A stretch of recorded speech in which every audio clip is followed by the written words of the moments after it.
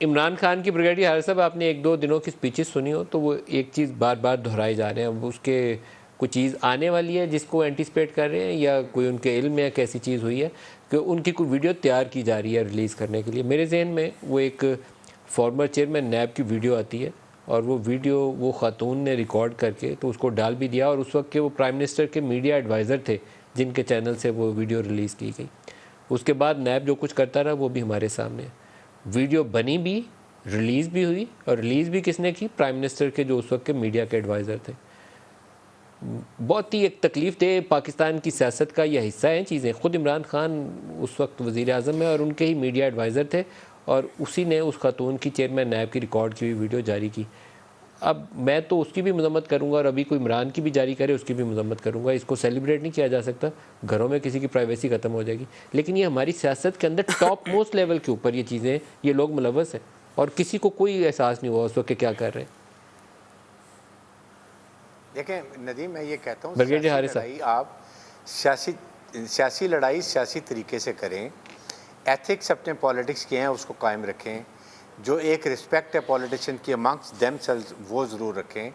آپ نے allegation counter allegation لگانے ود ان دا نارمز آپ ضرور لگائیے. آپ یہ ضرور کہیں کہ so and so has corrupt looted money. Why to be specific? بلکہ میں تو یہ کہتا ہوں نام بھی نہ لیں سے سو اینڈ سو نے کی ہے اور اس کو قانون کے مطابق سزا دی جائے گی، بالکل ایگریڈ.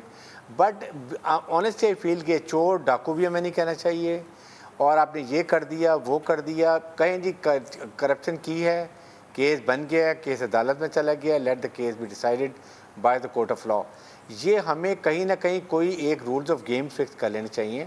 آپ چاہے پارلیمنٹ میں قانون ایکٹ کروا لیں کہ کوئی بھی آڈیو ویڈیو کسی پولیٹیشین کی اگر آتی ہے ڈسٹرائے ہوگی، یہ ہوگی، پبلک نہیں ہوگی، اگر کرے گا اس کے خلاف کیا کارروائی ہوگی.